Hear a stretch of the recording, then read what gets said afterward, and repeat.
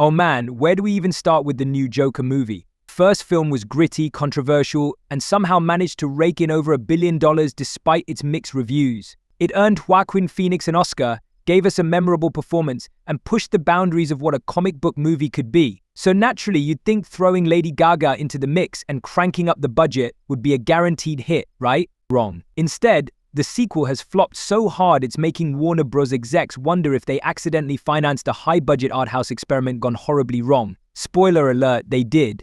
Let's just say it, Folie À Deux is the kind of movie that seems like it's trying way too hard to be misunderstood. A musical that doesn't really want to be a musical. A superhero film that openly detests the idea of superheroes. It's like the movie is daring you not to like it. And guess what? People took the dare. The critics have not been kind, and the audiences are probably thinking, what did we just watch? It's not that ambitious genre-bending films can't work. It's just that they actually have to be good.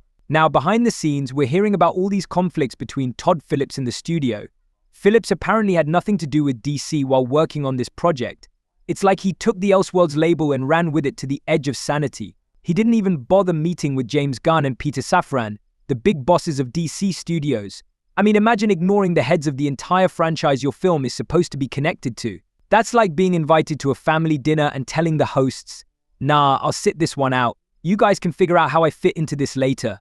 And the Warner Bros. Brass is over here scratching their heads. Like, why wasn't this more jokery? Oh, you don't say? Maybe it's because you gave a blank check to the guy who made The Hangover. Did they forget that Todd Phillips was upfront about the first movie being an anti-comic book movie? What did they think he was going to do? Suddenly turn the Joker into some DC superhero?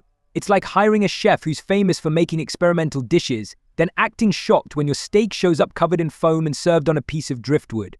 But let's not let Warner Bros. Off the hook just yet. The studio execs are playing dumb, pretending they were fully supportive of Phillips and his vision. Oh sure, fully supportive while he ignored their advice, refused to do test screenings, and premiered the movie at the Venice Film Festival like it was some highbrow art house masterpiece. They gave him the keys to the castle, and then he proceeded to redecorate it with graffiti and broken glass.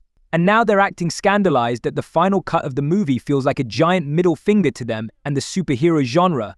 What did they expect? A Marvel-style crowd pleaser?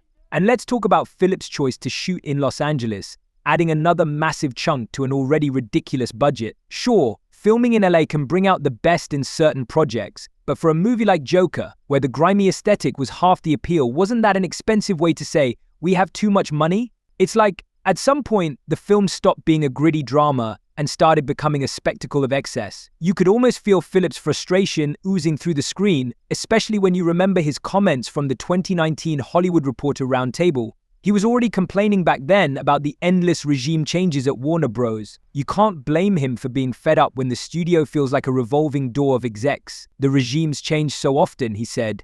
Well, yeah, no kidding. It's like he was playing a game of musical chairs, except the only person left standing was a studio exec who had no idea what kind of movie they'd signed off on. And honestly, can you blame him for not wanting to engage with James Gunn and Peter Safran? The man probably figured they'd be replaced by the time he finished editing the film. That's how fast Warner Bros. Cycles through their leadership. By the time Joker, Folie À Deux was in post-production, Phillips was probably bracing himself for another regime change and a completely different set of demands. So yeah, he stayed in his lane, made the movie he wanted, and the result was a film that felt less like a sequel and more like a bizarre, defiant art project that dared you to connect the dots. At the end of the day, the studio's expectations were wildly unrealistic. They were hoping for another billion-dollar payday, forgetting that the first movie wasn't just about the Joker, it was about Joaquin Phoenix being the Joker. You can throw all the Lady Gagas you want into the mix, but if the movie doesn't deliver something audiences actually want to see, then the box office numbers will tank faster than a Broadway musical about superheroes. So what went wrong with Joker Folie À Deux? Everything, really. You had a director who didn't want to make a typical superhero movie, a studio that gave him free rein and then acted shocked when he delivered exactly what he'd promised, and a sequel that tried so hard to be different that it forgot to be good. It's a comedy of errors, and the punchline is that the joke was on Warner Bros. All along.